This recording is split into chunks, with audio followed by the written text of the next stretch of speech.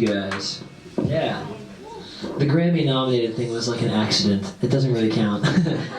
I was playing with it, I still am, I'm playing with the Jazz Big Band in Los Angeles, and that band was nominated for Best Large Jazz Ensemble. But I didn't write the songs or really do any of the creative process. I just showed up and played the charts. So I don't feel like that counts, but I'm supposed to say it in my bio, so now I have to say it.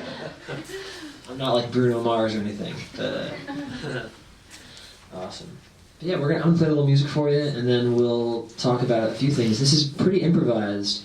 My profession is mainly songwriting and performing live concerts and playing guitar for other people. So while I do love giving clinics, I do them at colleges and universities, I normally give clinics that are very detailed about music theory. So I'll talk about harmony and how to approach improvising or songwriting.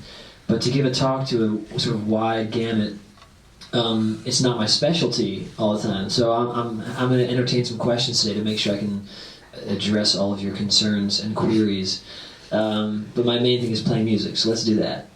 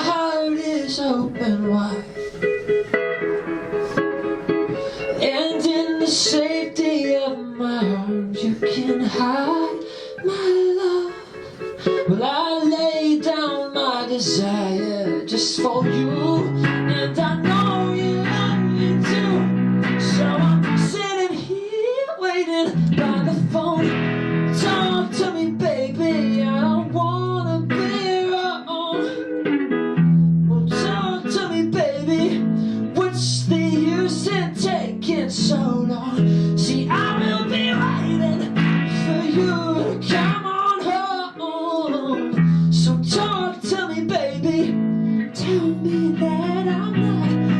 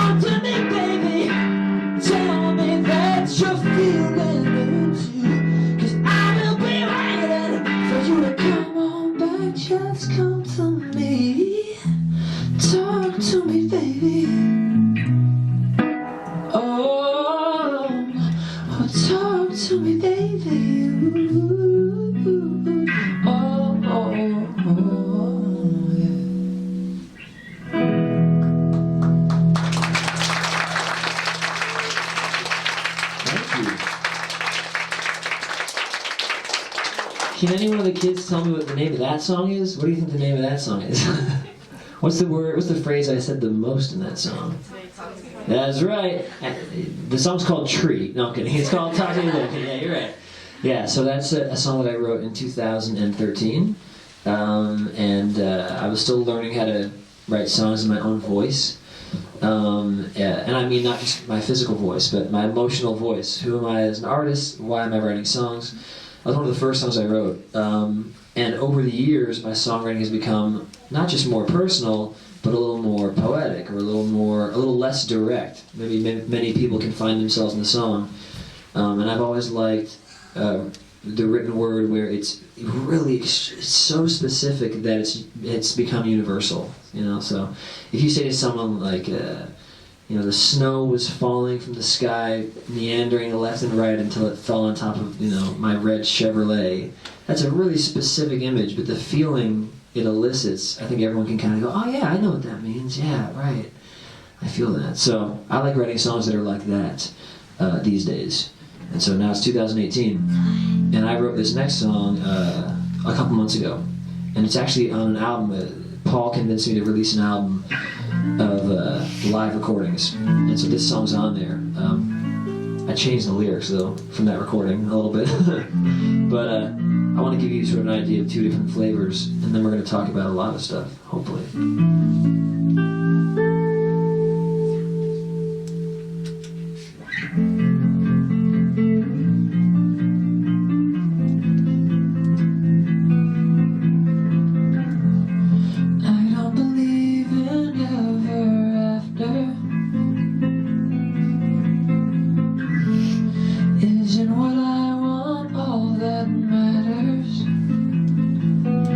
Self-inflicted wounds, they won't revive. Like the time I lost my kite, it was 97. I was 11. The very next day I lost my mind.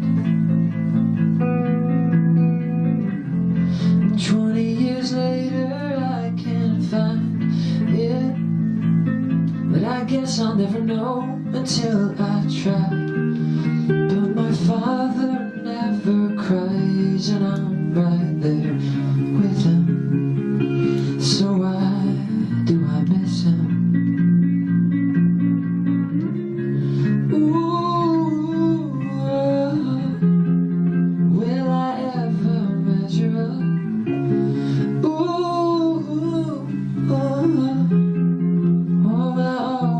Be alone.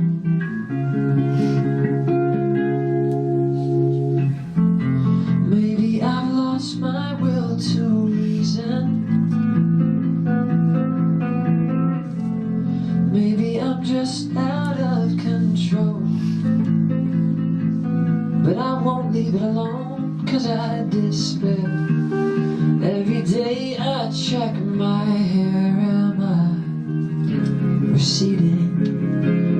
Am I receding? Ooh, will I ever measure up? Ooh, or will I always be alone?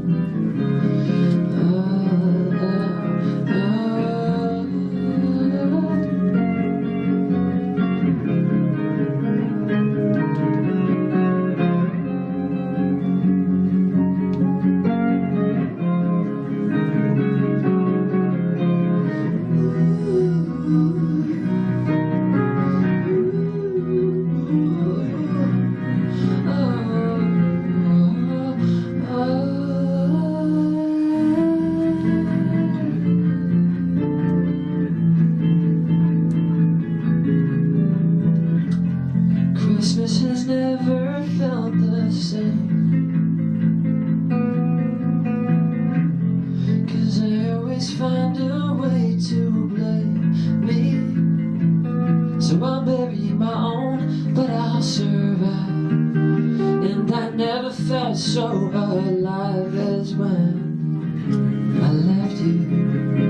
Too bad I can't let you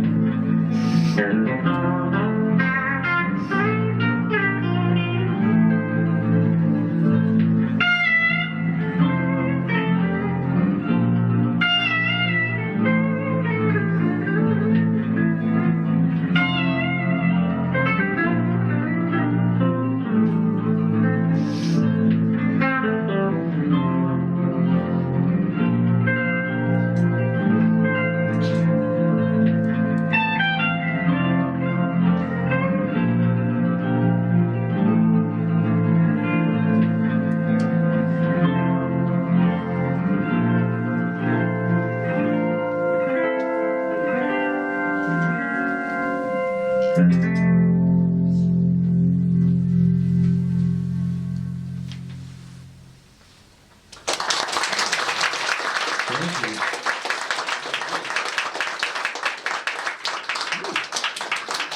So a lot of stuff happened there. But yeah, so I wanted to play a little bit, but I do love the Q&A thing. But I want to start with some ideas that are on the top of my head, and then we can answer questions and all that. Yeah, it's cool how many people are here. This is awesome. Thanks for coming after school. What's the youngest age we have here? I know Joe's like 4. Well, we got a baby, we got a 6-monther. But the people who go to the school, you guys all go to this school? Yeah? Yes? Yeah. You guys, you go to this school? How old are you? Oh yeah, Roku? Didn't you meet Silent Go Roku? How old are you? 7. Oh, sorry. Young. Oh, okay, you're like a day over 6. All right. You guys are young too. And then, what are the oldest students we have? You guys go to this school as well? Yeah? Do you go here? Yeah? What grade are you in? 8th grade. Okay, cool. So you're like 14? Yeah. Cool. Awesome. All right. So I think I can speak to all this, hopefully. Wish me luck. Yeah, so with music, I think it's really important to focus on multiple things at once. I know some people are very technical, practice really hard, and some people are very gifted at being creative and thinking outside the box. But I always think it's nice to develop both when possible. And so if there's anyone here that wants to become a musician, a professional musician, I think it's really important to focus on that creativity, but also focus on the craft, because the craft is sort of what allows you to express a vision. So if you're an artist, for example, if you're a painter, if you haven't mastered the brush stroke, or if you haven't mastered your palette, it's hard to paint what you see in your head. It's frustrating. I can't paint what I see in my head because I don't know how to do the brush stroke. I don't know how to combine colors. So you go to your craft and you learn how to make a color palette, and you learn how to angle your brush, and now you can paint what you see in your head. It's the same thing with music, I think.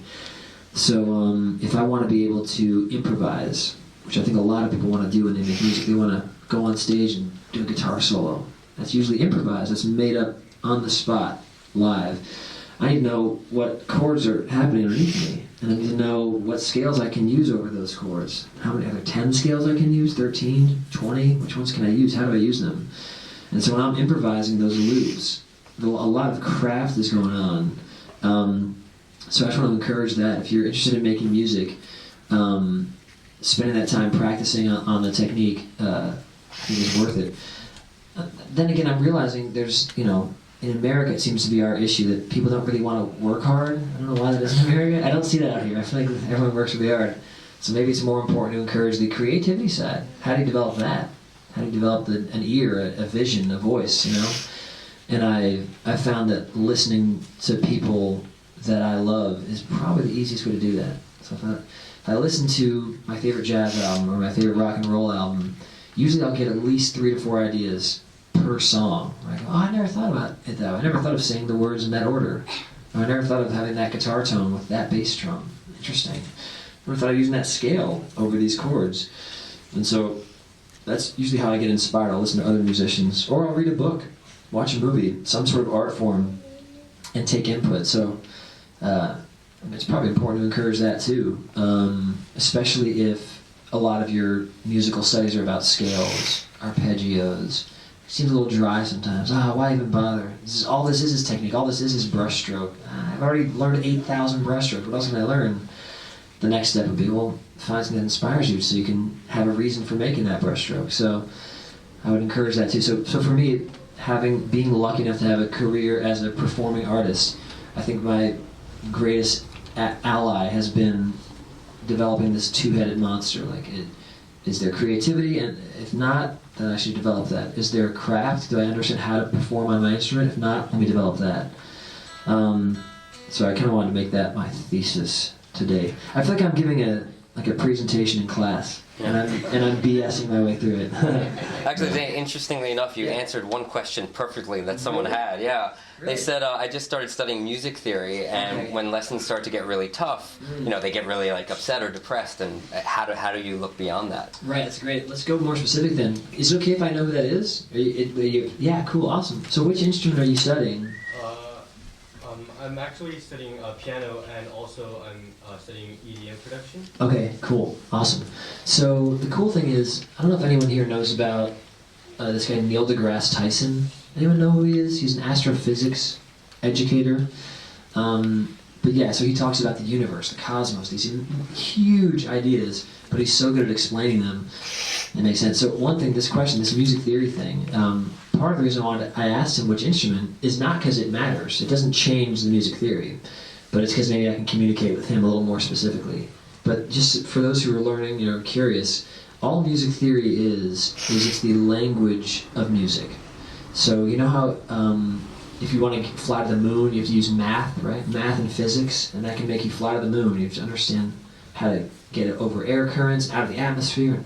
So if you want to fly to space, you got to learn math and physics. If you want to learn how to speak the language of music, you got to learn the language of music. So, and that's not verbal, it's not words, it's these sort of things, Before that chord came out, I heard that chord in my head, because I know that this shape, because I know the language of music, I know that this shape makes the notes a 1, a major 3rd, a perfect 5th, and a major 7th. And that sound has its own essence, its own color, its own flavor. Sort of like a pretty, sort of like Beatles, at the end of a Beatles song maybe, something like that. Or maybe it's the beginning of some sort of classical piece. Whereas this chord is sort of Jimi Hendrix, Foxy Lady, tough, Every chord kind of has their own flavor. But so I knew that it wasn't random to me. When I put those fingers down, I knew it was going to feel that way. And so that's kind of what music theory helps us do. We go, I want to create this feeling. So if you said right now, I want to feel sort of like a tense darkness, I might go, all right.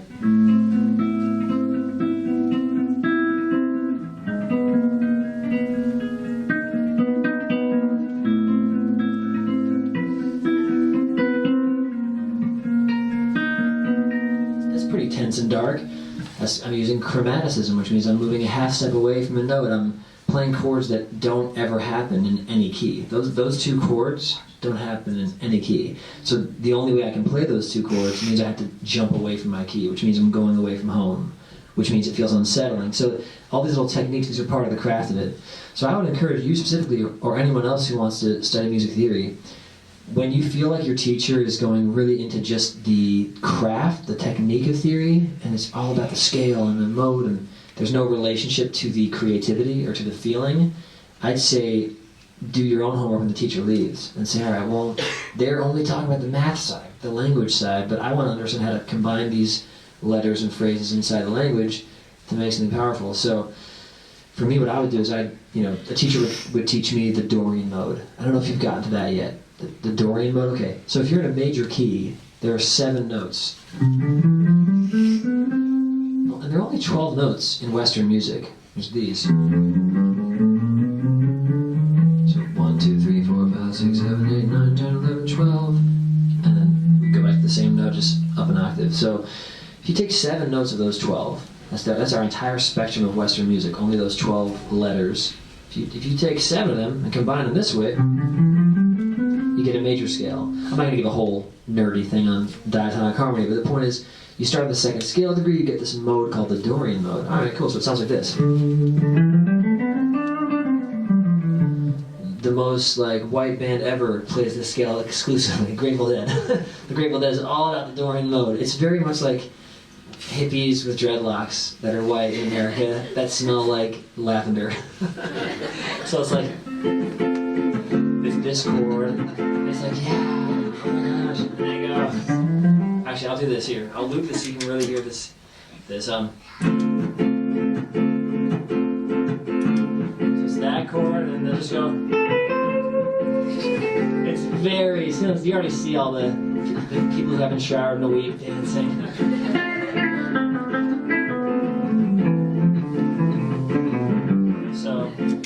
So that mode feels a certain way. If you play it the way I just did, it's kind of funny. You can also play it in a really hip way. Same mode. You can play.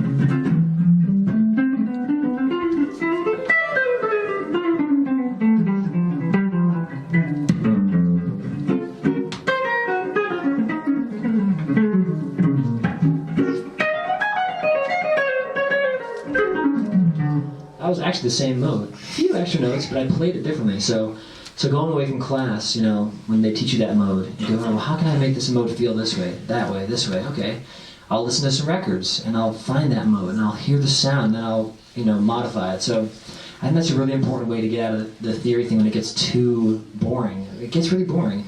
Also, a lot of theory teachers don't really combine the written and the heard language. Because, you know, if you're learning, I mean, I can't even begin to learn kanji or katakana. I will never understand. Aren't there like a couple thousand characters in one of those? Yeah, it's like, oh my gosh. So, but that's just the written word. Then I gotta hear it. Oh man, come on, this is like impossible. Two things. So what they do in college classes for music theory is they separate music theory, which is the written word. So that means your pencil, analyzing, you're looking at the structure. Then they have aural skills, which is hearing it. So what I like to do is I always combine the two. So when I come out of a theory lesson and they say, okay, you have to follow this rule to make proper classical music. You can't have these notes going like this. That's not allowed. You can't do that. You can't have what's called parallel fifths. That's when you move fifths parallel. The structure, architecturally, is not allowed to happen. You got to do it like... You have to have all this internal movement. You can't just move it up. And then I say to the teacher, what about Nirvana? Because that's all it is, parallel fifths. What about all of punk rock? And they go, well, yeah, they broke the rule. All right, well, okay. So these teachers will say that stuff in theory class, and you'll go, not only is this bogus, they're wrong, they're only talking about how these rules apply to one genre of music, which is classical music. So not to encourage you to like question authority too much, but a little bit. I'd say like, all right, they're just teaching me this one piece of the language, how to speak it that way. But I want to learn the language so well that I can break the rules. Maybe sort of like Neo in the Matrix. I understand it so well that now you can break the rules. So I'd encourage that when you get bored in theory class, go, there's got to be more underneath this. This is just the foundation. What is there more underneath? Is there more I can build on top? This is just the information I'm given, but there's certainly more, right? Not to get too nerdy, but whenever you're in space, there's a fixed point, but there's always something to the right and left of you, and you know, you're always in relation to something. So same thing with information. Your teacher teaches you, this is the truth, and it's also the truth adjacent to this, and to that, and to this other, you know, so if a teacher teaches some, don't go, oh, this is all it is, boring, because if you did that, we wouldn't have had Isaac Newton, you know, or these great scientists or philosophers. We've got to take the information and then mold it and become creative with it. But the other thing I'll say is to combine the hearing part. So when they teach you a scale, I like to close my eyes when I'm learning new musical stuff and really internalize what it is, so that even without the paper and without the teacher, I can hear what the scale is. So if someone here played guitar and they played this, and this is not me bragging at all, this is just, I think, what it takes to really know the language, I would go, I'd say within 4 milliseconds of you hitting it, I would go, oh yeah, it's a sharp 9, sharp 5 chord, because it just has that feeling. Now you might go, what, that's a long phrase he just said, and how advanced. It's like, it's not that advanced. Like, you guys can all tell that, like, that rock climbing piece is red, you know, and that's green over there. Just because your parents told you at young enough an age, your brain soaked it up, right? That's green, that's red, that's blue, this is sort of white. Yeah, okay. Yellow, according to my glasses. Zane, speaking about when being young, when you were young, or what age were you when you began the guitar? And could you talk a little bit about your experience of what that was like? Because I'm sure you struggled in the beginning. Totally. I'm going to finish this last video. It's more universal than it's sounding. It's sounding so specific now.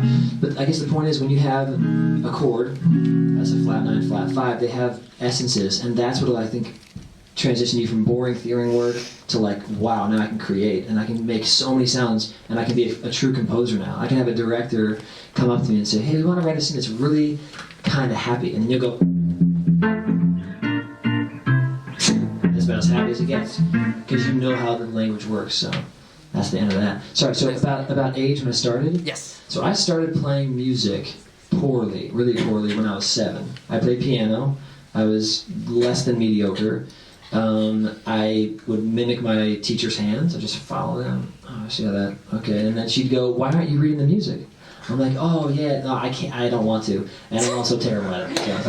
So I was kind of cheating. And then when I was 10, my brother started playing guitar, and so I wanted to be like my older brother. So I asked my dad if I could have one too. And the second I got a guitar in my hand, I'd say within a week of playing it, my dad was like, "Whoa, what's going on there?" I'm like, "I don't know, it just makes sense. That piano thing didn't make sense to me, but this just makes sense."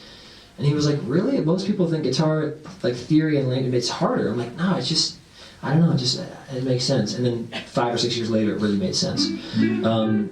So I would encourage, if you like music, if you like listening to it, hearing it in movies, a huge part of movies is the music. Like 60% of the emotion you're experiencing is the music underneath it.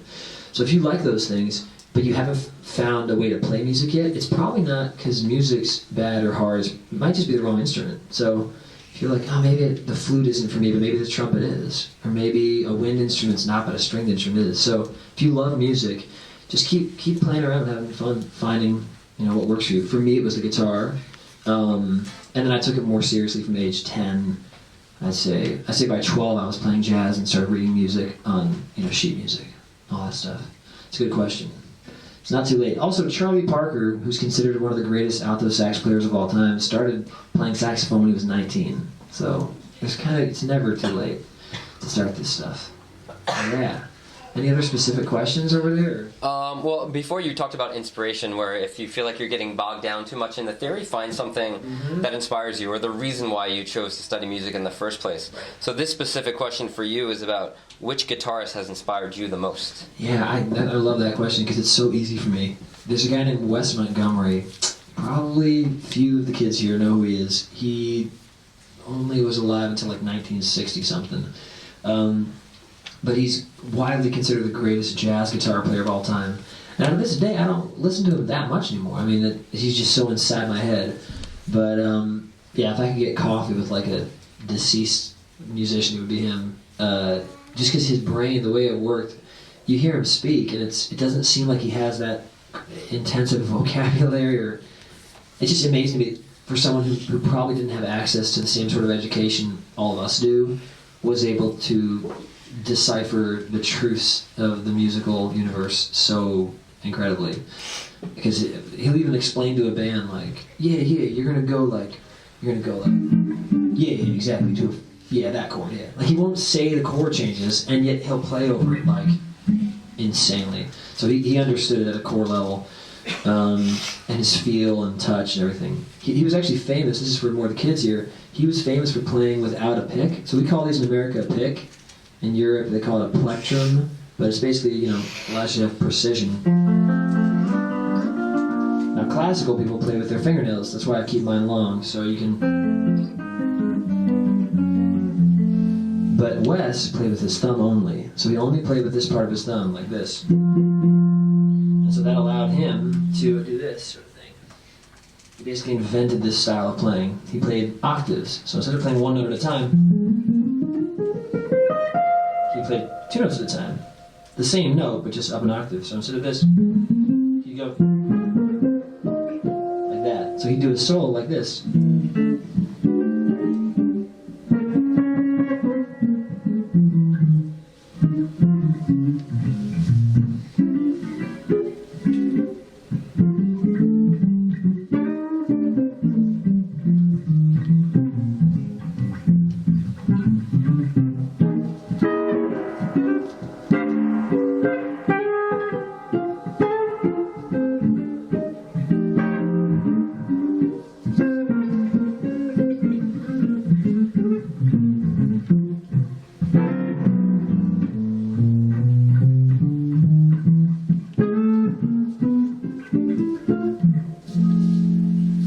Something like that. And he was just the coolest.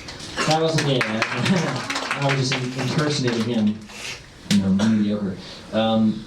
But so, yeah, he was just amazing. And he also kind of invented the concept of chord melody on the guitar. Because on guitar, it's very hard to, when you're soloing, to not just play one note. That's the easiest thing to do on the guitar. The hard thing is to do like a solo where there's a chord happening for every melody note you hit. So you'll go.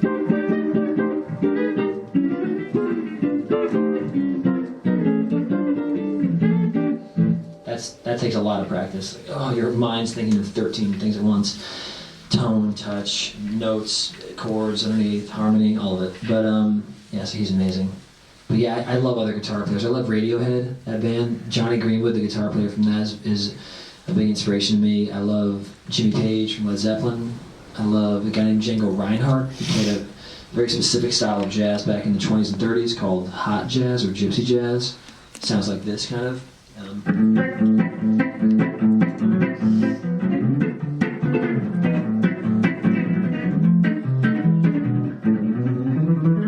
Like that. I can't even play it, but it's that sort of stuff. It's very like, whoa, up-tempo jazz. So yeah, cool. Good question. I'm wondering, does anyone, you guys all wrote your questions down, or does anyone have a thought right now, like, oh, I'd love to hear this answer? Also, I know you guys are probably nervous. You're like, wow, this guy's looking right at me. Very intense. With his weird glasses. That don't even work. No questions, maybe. I have a question. Yeah. We've heard you play like 5 or 6 different styles of guitar in the last like 10 minutes or so. Yeah. So when you said when you first picked up the guitar and you said, you know, you weren't great and it took a while for you to even get kind of good, during that time were you studying the different styles or were you just focusing on the basics, and when did other styles come into your repertoire? That's a good question. I mean, the first thing for me, I was born in 1985, so the 90s were my childhood. And if any of you guys are probably too young to even know about this decade, some of you might, but the 90s were really a grunge rock era. This band called Nirvana, there were Smashing Pumpkins, there was Presidents of the United States of America. Really easy to play stuff, like just freaking like that song. You could learn a song in 8 minutes. So I would learn all those songs. I learned some Green Day songs, some Nirvana songs, so that was kind of how I stayed interested. I played at my level. I made sure I could learn songs that weren't too hard, so I didn't get discouraged. But a big shift for me was kind of jumping off the deep end with performing. When I was 12, it's a long story, but I guess our parents couldn't afford guitar lessons anymore because they just got divorced. So it was like, oh, I guess we can't have guitar lessons anymore, but we can take you guys to these jam sessions and you can go and jam. So our mom would drive us every Monday night to these blues clubs, like old dudes, like 60 or not old, but you know, adult. I was 12. So they were like, you know, grandparents to me, even though now I'm getting close to that age. But yeah, so we would, you know, walk in, they'd be smoking, they'd be drinking alcohol, and we'd get up at 9 p.m. and we'd sign up on the list, and they'd let us play early enough, you know, because if we played late, we'd actually play in front of people, and they'd be like, oh God, get out of here. But so we had to be good enough to kind of play, but we weren't good enough to really be part of the gig. So I'd sign up, I'd play over at E-Blues quite poorly, and then I'd learn what I needed to learn that night. So I think a lot of what I did to get better was I would study the craft of the theory, and then I would listen to music I liked and learn it, like the grunge stuff, and then I would go and try it out. That kind of three-pronged approach, I think, kind of helped develop me a lot quicker than I should have been developed. Because by the time I was 15, I was playing gigs rarely, but I was playing them professionally around town. Just because from 12 to 15, all I was doing was, you know, making mistakes and learning from them. I think that's how we learn most times, is just from making mistakes. So, yeah, there'd be like a blues song. They'd play like, this isn't really my preferred style of music, to be honest, but this sort of stuff.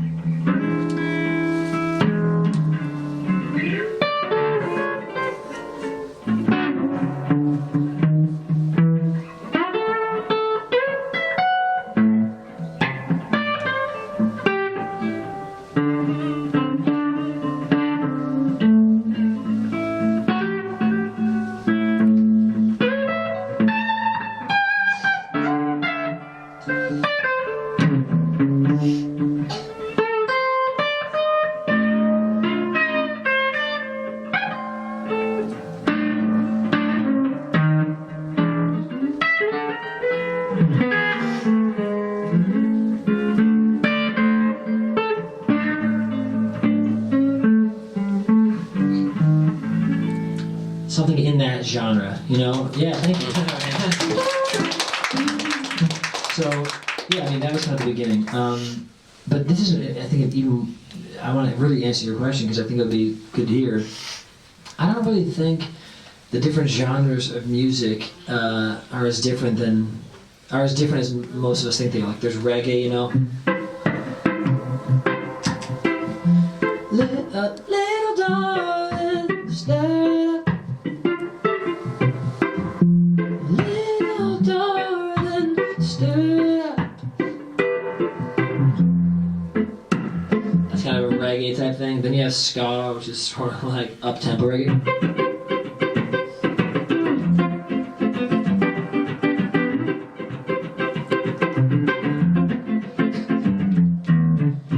So I like to look at the similarities, number one. I also like to focus on, again, that craft side, like the technique.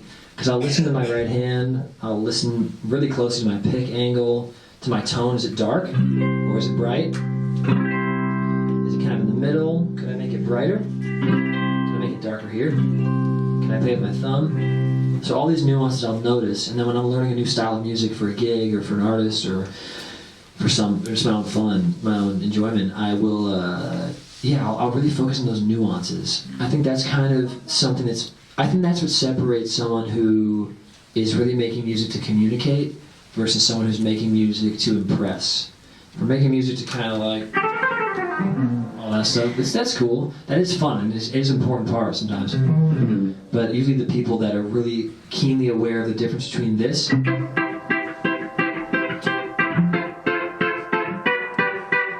versus I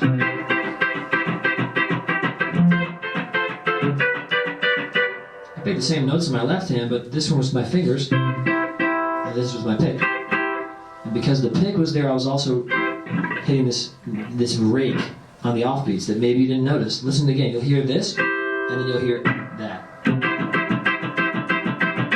And between every note you're hearing that, versus with this, you're not. Cleaner, right? Then someone might add this nuance of the bass line.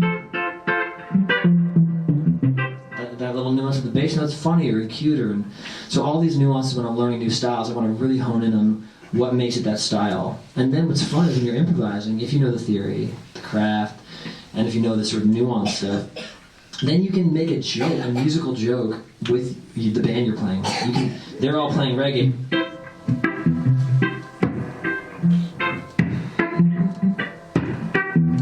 And during your solo, you can go,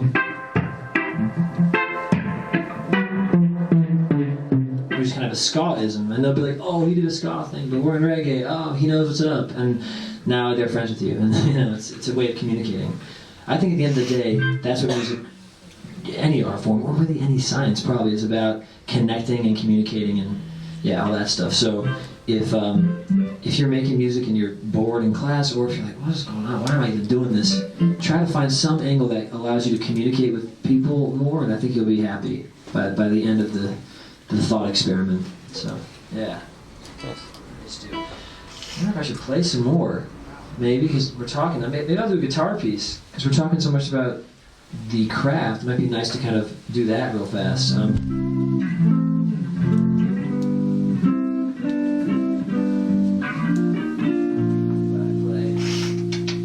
This seemed to go well the other night.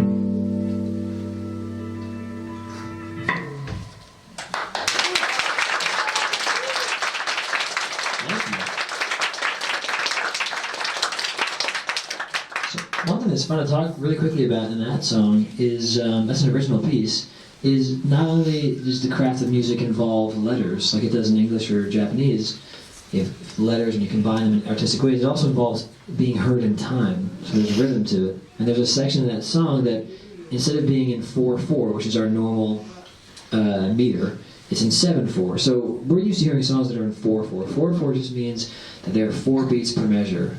So it's like 1, 2, 3, 4, 1, 2, 3, 4.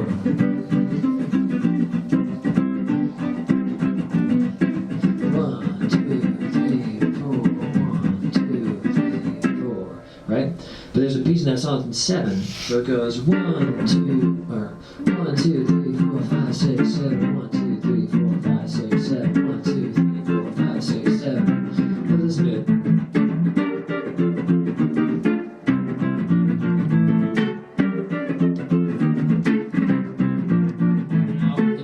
Section of 4, it would sound like this. It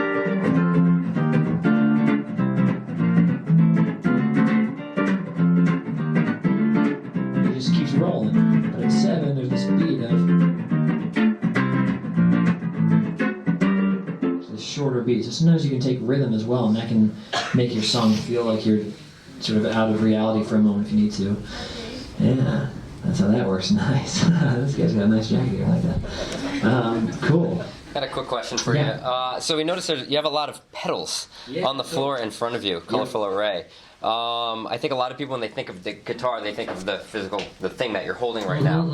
But you have a lot more going on there. Can you talk about that a little bit? Yes, this is fun. So this is sort of like, I guess you guys are too young to have Instagram, but you have computers, you have filters, right? The filter, you have the photo, and then the filter makes it look crazy. Black and white, maybe it accentuates all the blues, maybe it feels faded.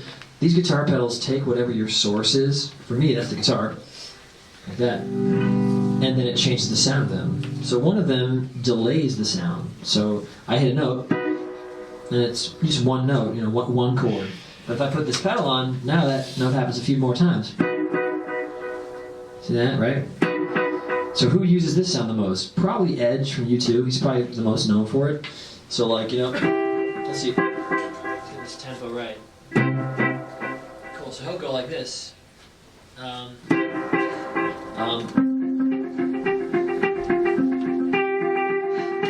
what I'm talking about here?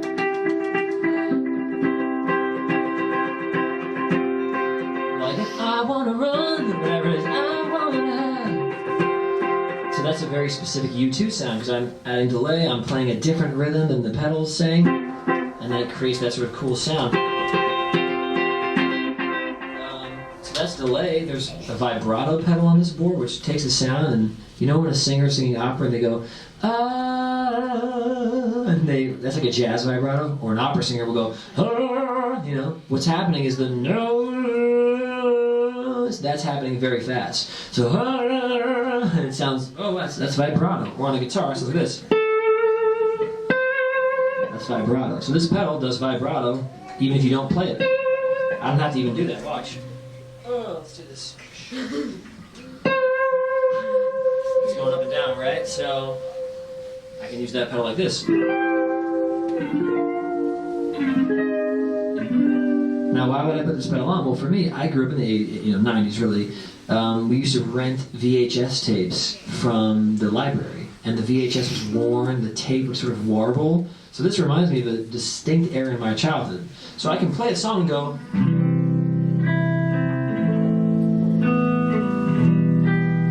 but now with this pedal, it feels much more like 1993. If I go,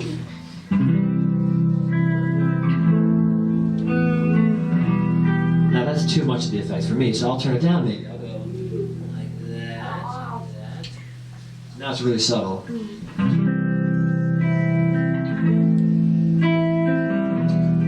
Just enough, you know? So that pedal is cool. This pedal is awesome. This takes a note that you put in, and then it adds a perfect fifth above it, and a perfect fourth below it. So you get the note you hit, and then an octave around it that's sort of surrounding it, almost like an atom. You have the nucleus and these electrons spinning around it. So I'll hit this note, and then it'll hit a perfect fourth below, and a perfect... I can't hit that note. It's hard to hear that fourth up top, the fifth above. So you can hear the difference though. This almost sounds like an organ, right? Now you can also choose different notes on that pedal. So you can do a fourth above and a fifth below. So this sounds like this.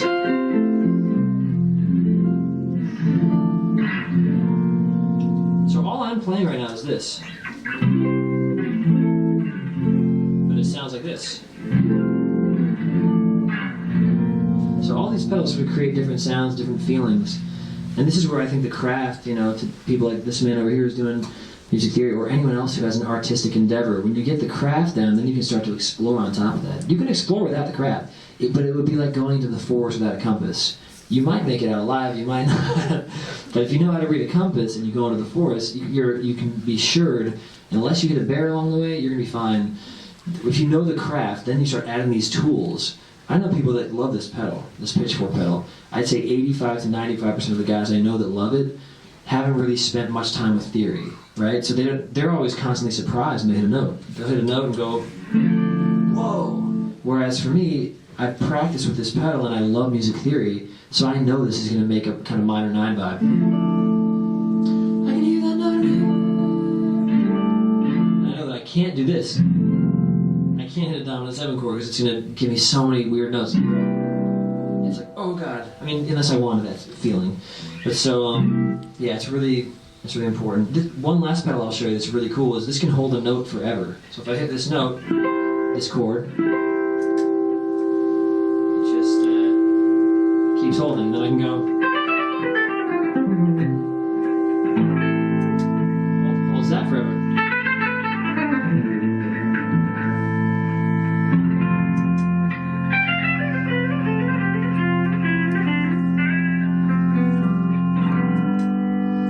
Intros to songs.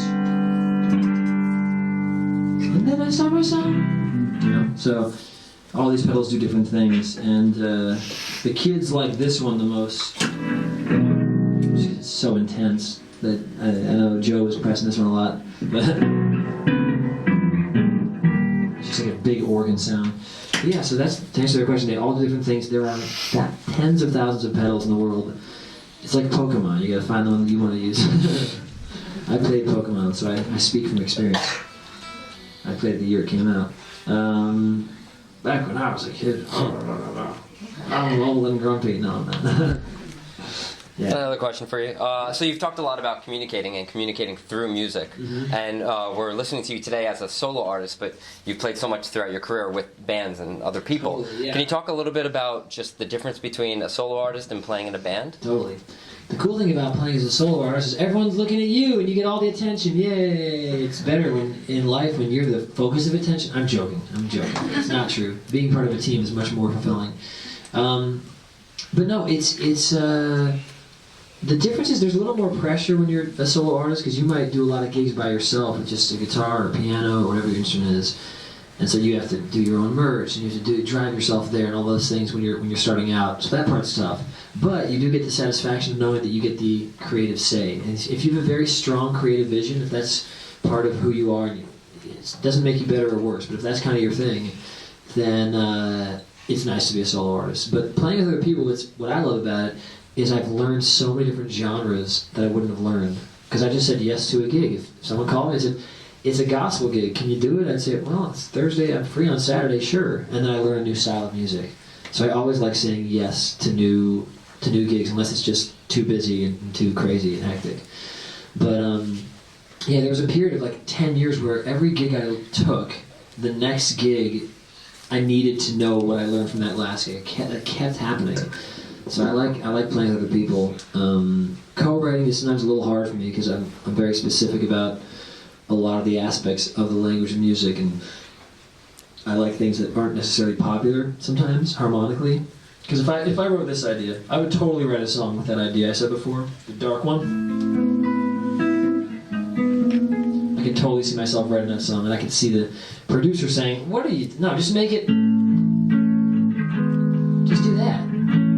I say, yeah, well, that's pretty, but this is really dumb. And he'd be like, yeah, it's too weird. No one's going to get that. I'm like, all right, well, great. So I don't always co-write. I don't want to have someone say no to an idea that's exciting to me. Yeah, what else is there to say? Oh, having a band. I had a band with my brother. And we might still play together in the future at some point. But that was really fun because we'd go on tour together and goof off and yeah, it was fun on stage. We opened for U2 once, and Reeve did it. My brother's name is Reeve. He did a song by himself, and I was, standing back watching him do it. I was like, "There's like 80,000 people out there right now. This is amazing." So it's fun. If you have a sibling who likes music, it's worth trying a band. It's fun. Yeah. Am I wrong in saying that your brother was the one who played Spider-Man on the Broadway show? That's right. Yeah. Do you guys know about Broadway? I mean, is that a big thing out here? Or kind of? Yeah. I don't know. Oh, it is, apparently. Okay, cool. Yeah, it's big in America, obviously. Yeah, we were asked to play on this Broadway show, and my brother got the role of Spider-Man / Peter Parker in the show, and the rest of the band played in the pit. So I was in the pit orchestra for that show. There were 3 guitar players, and I played the lead guitar parts, so like the loud, high stuff. And it was awesome. It was really fun. Yeah.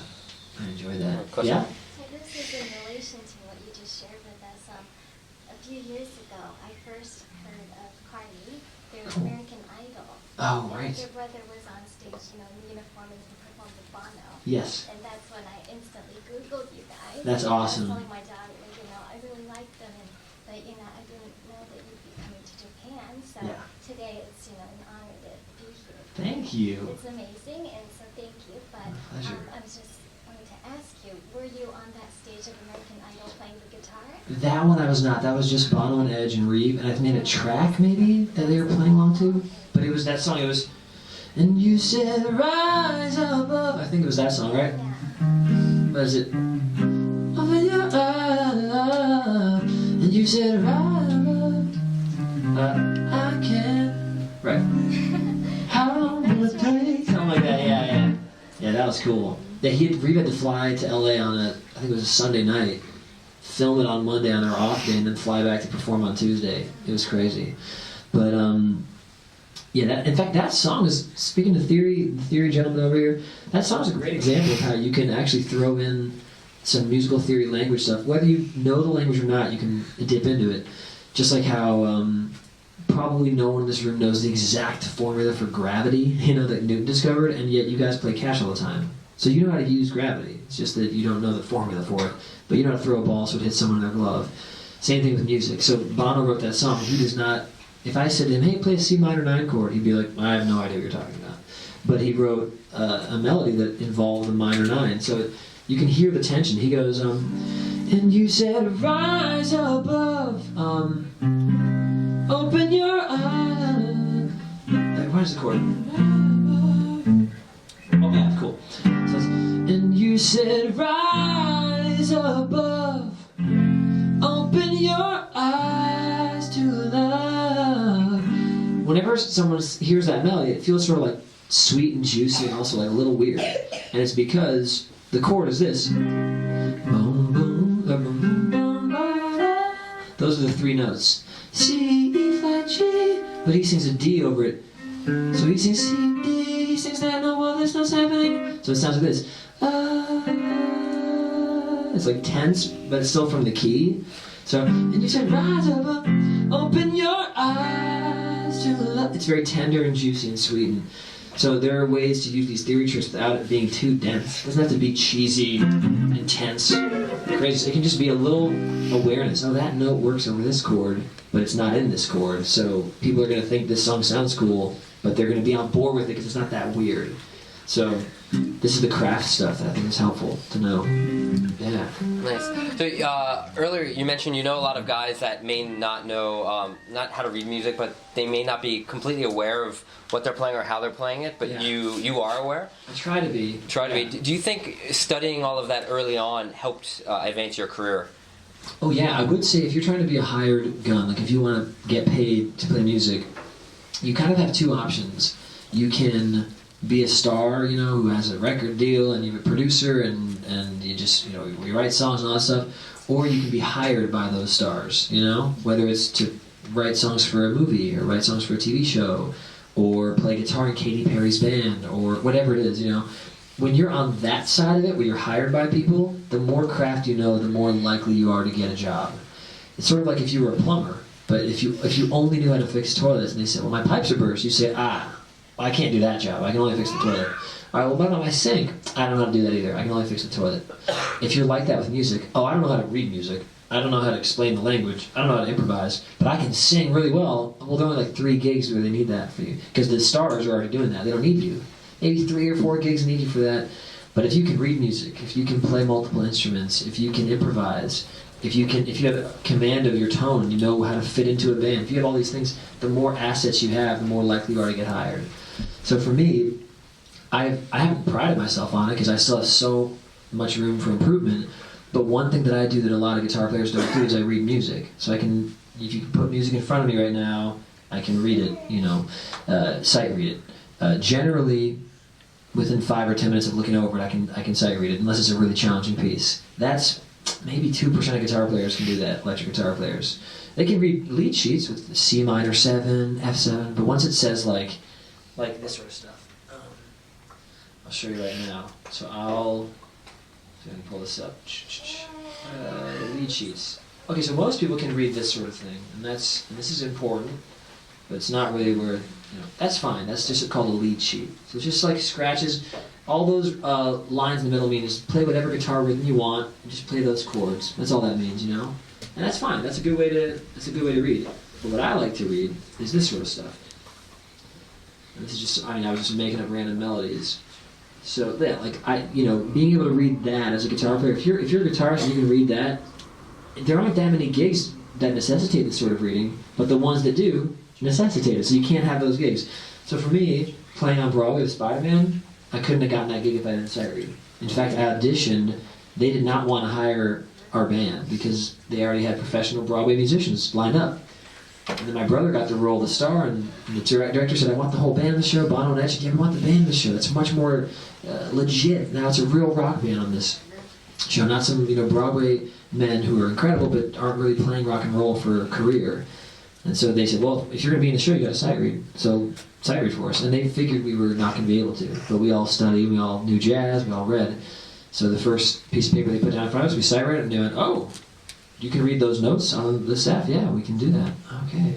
So I wouldn't have gotten that job if I couldn't read music. Also, that band, the Grammy nominated, whatever, that band, I have to read the most intense music. I mean, it's, yeah, like this one song that I alluded to at my gig at Good Heavens recently, this Junk Wagon is the song. So first off, the song's in 7, which is already hard enough to play to. So it's 1, 2, 3, 4, 1, 2, 3, 4, 5, 6, 7. It's hard to play on a count, but it's in 7. And the melody is written on the page. Not the hardest melody. It's all this sort of stuff. Then it goes.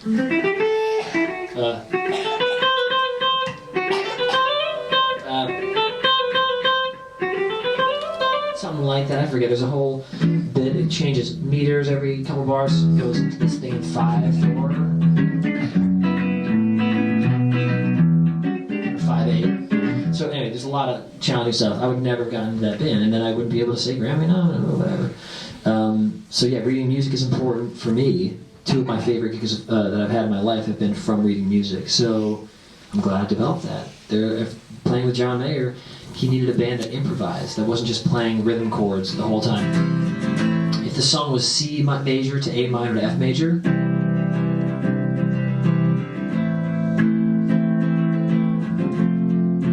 most guitar players would just play that. But he wanted someone who would maybe do this.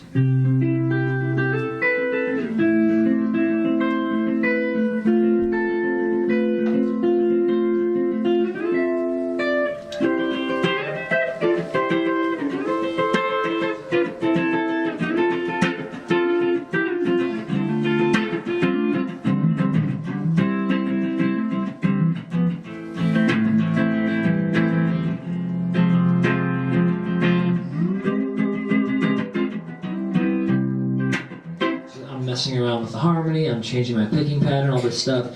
He wanted to have this free thing where if the band started going free, we all would go together. So I had to be able to improvise. So I guess you see the point here. The more tools you can develop, the more likely you are to be hired. Again, you could also get lucky and be a songwriter who doesn't really understand the music language or the instrument thing, but you're just a great creative mind, and that could turn into a career. It's just there are less jobs for that and more people trying to do that. Whereas if you increase yourself to where you can do any sort of gig, now there are many more jobs you can apply to, and there are less people who can do all your things. So you're likelier to work, I guess. A bit earlier, you said early on, you said yes to a lot of different gigs, yeah. Regardless of what it was, gospel, jazz, and you developed your skill through that way. And that yes mentality, I think a lot of people can apply to anything that they're doing. So can you talk a little bit about that? And I think that life is so nuanced and funny because the term that comes to mind is being a yes man, which I don't know if is always a good thing. Like, I'll do whatever you say without the consequences. I won't question anything. Sometimes that can be not so great for the greater good of the company. I mean, the companies need creative people, to work for them. And if you're starting your own business or if you're going to become an artist, you basically have your own business. So that creativity is really important. But saying yes to opportunities and taking the risk to put yourself out there, to maybe make a mistake. If you look at your free time and you say, well, I have 3 days off this week, I'll spend a day and a half of that on this new project that's maybe risky, maybe it won't work out. Bless you. Yeah, poor guy, I also needs another too. So I would say it's important to try new things until you find what really makes you feel alive. I forget the exact quote that Albert Einstein said, but it was something about how they said, do we need more scientists or astrophysicists? And I think it was him. I think it was he who said, we don't need more scientists, we need more people who feel alive. So do what makes you feel alive, and then we need you to do that, because that's probably your calling, So try different things until you find what really makes you feel excited. For me, I've found that variety is something I like. So I love playing in a jazz group on Thursday and then my own solo set on Saturday. I love that. So I try to find ways to support that in my life, to play in different bands constantly. But some people only like their own vision, and that's what makes them feel alive. Like maybe David Bowie wanted to do his vision, so that's what he did. If you were maybe an interior designer, and you're going, well, I kind of like architecture, but I also like the interior aspect. But also I like using, AutoCAD, and I like seeing how things are designed. Well, maybe I should try graphic design. Oh, wow, I love graphic design. That's what I want to do. I don't even want to build structures. I want to build digital structures for, businesses. So yeah, keeping your mind open, I think, is really important. Nice. Yeah. Speaking of feeling alive, we have just about enough time for maybe another song or two and a few questions. And then, yeah. Could you play some songs that make you feel the most alive? Your favorite songs to play? Yeah, I mean, it's going to be a little bit ostracizing probably, but I will. I mean, it's a jazz song, but if that's okay, this makes me feel good, you know?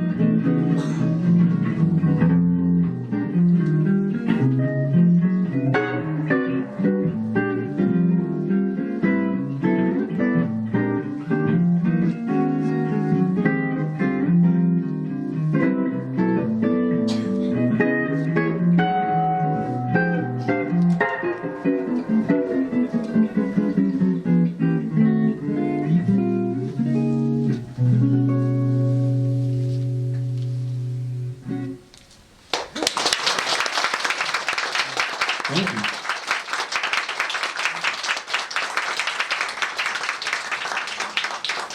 Nice. Now, real quick, just to speak to some. So, in jazz music, which I'm not sure if everyone here even likes, but jazz music is an improvised art form, so that means none of this is written beforehand. All that we know is the structure. We just know these are the chord changes. But the melodies we make after we play the initial melody, they're always different. But there's also an element to jazz music, which is there's a walking bass line, which is this thing. Just make it up. Every time you make it up differently.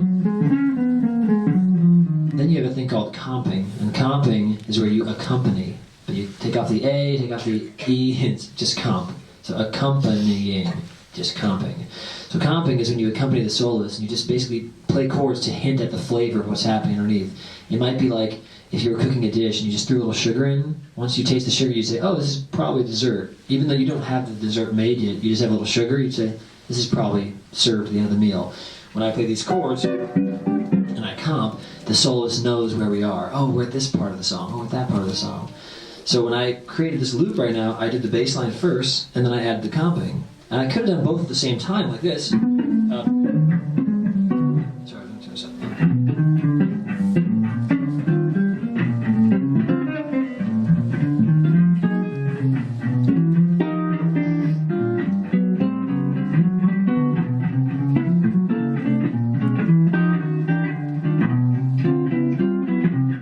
So comping while playing a walking bass line is considered by some people to be pretty hard. It takes a lot of years of practice, and you have to be able to play a B major chord with your index finger, with your second finger, with your third finger, and with your pinky. So you have to like know all those shapes, so that whenever your one of those four fingers lands on the chord, you got to have some sort of version of a B major chord that you can play. And you go to the D, and you got to do it with all the fingers again, you know, whatever it is. So it's a little tough. It takes a lot of years of slowly. What I did is I looped them differently so that I could have more room harmonically. So instead of going, all these chords and notes are all in the same register harmonically. But by doing the bass line itself, then I could start my harmony up here, even though my fingers couldn't stretch there. So check it out. So the chords are higher, the bass is lower. And then once the harmony's there, then I can improvise over it.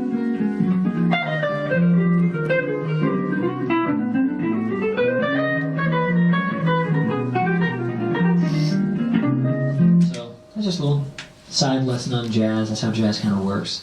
It's a very fun art form, I think. Nice. You said a couple more questions. You have time for you? Yeah, I'll open it up real quick right now. If I haven't woven your questions into our conversation yet, now would be the time to ask Zane himself. Yeah. If not, I have one last request. But anyone? Any questions for Zane? Only my 6-month-old son back there. Yeah. TJ, you got a question? Yeah. What's up? All right, well, I have a quick question. You mentioned Carney, so perhaps you're the one who asked this question, but does Carney have any plans to come to Japan and perform here? I wish. God, our band Carney that did the Spider-Man show, we broke up in 2012. My brother was downstairs at Spider-Man. We were about to do a show. It was between matinee, I think, and nighttime show. And he said, I think I want to change the band, go back to what we used to have. I'm like, what? We've been doing this for like 6 years with this drum and bass player. And he's like, yeah, I just think I want to have it be a little more like Pet Sounds, Beach Boys, orchestral drumming parts, and a little less rock and roll. I'm like, oh man, okay, shoot. Within about 6 months, it was just my brother and myself. Carney was now Reeve and Zane, and just we had other guys come in. So that was really challenging for the bass player and drummer. It was like, oh my gosh, they technically got kicked out of the band. Then my brother and I started fighting because I had song ideas, and he's like, you're not a writer, you're like the guitar player in this band. I'm like, well, now I think I'm a writer, and I don't know what to do with that. He's like, I don't know, I think your songs don't really sound like this band, so I don't really think we can use them. And then I was like, well then forget this, I'm going to go do my own thing. And so then we broke up as a band. So I don't know, I mean, the thing that's maybe going to happen soon is my brother and my sister and myself, Paris, we might start like a family band. It might be called Carney, but it would be the three of us with all of our songwriting styles together, singing harmonies, playing, our instruments.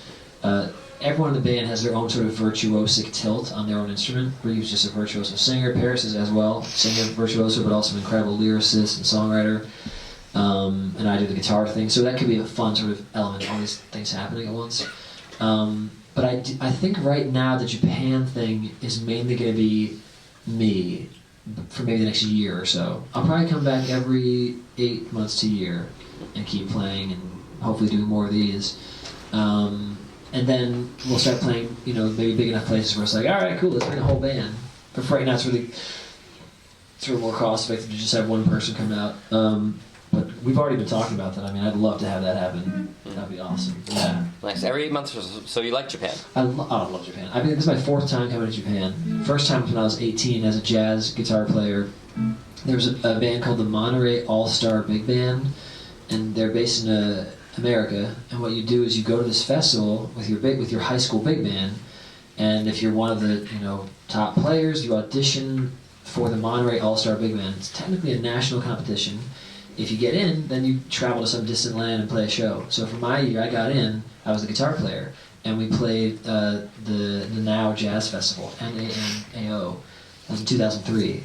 And then I came back here with John Mayer, and then now by myself, twice. So I love the culture. I love that people listen here. In America, there's a lot of like texting and watching your show through the phone and shouting, and hear people listen. I love that. I love that people here seem to appreciate instrumental music, which is really cool. And I'm also a die-hard video game nerd, so when I walk around, I get to like see some cool stuff. And I love the style and the fashion out here. So yeah, this is definitely a place I'd like to come to every year, maybe more than once every year, to be honest. Nice. So yeah. Well, it might be nice to finish with maybe one more song. But before that, could you just let everyone know if you have any new projects coming up, or if they want to follow you, how could they do that? Yeah, so if you're old enough to be on Instagram, it's just Zane Carney. It's ZaneCarney. It's kind of what it is everywhere. I also have this email list, which I guess I could pass around while I'm doing the last song. That might be smart, actually, because I can email you when I come back to Japan, at least to the adults who want to, or kids can't do, but I don't know how that works. But also we have CDs over there and T-shirts and stuff, so if you buy those, that just helps us, I guess, support doing this again, hopefully in September, so don't feel pressured, but that's probably the easiest way to come back, is like, oh yeah, this is profitable, let's come back in 6 months. And yeah, then the email list thing, you can sign up online. I have a website, zanecarney.com, pretty easy to find online. So yeah. Also, I sang really hard last night, so the last song might have to be a guitar song again. I'm not sure if I can sing. I was singing pretty loud, so apologies. I hope that's okay. But let's see if I can pull out my bag.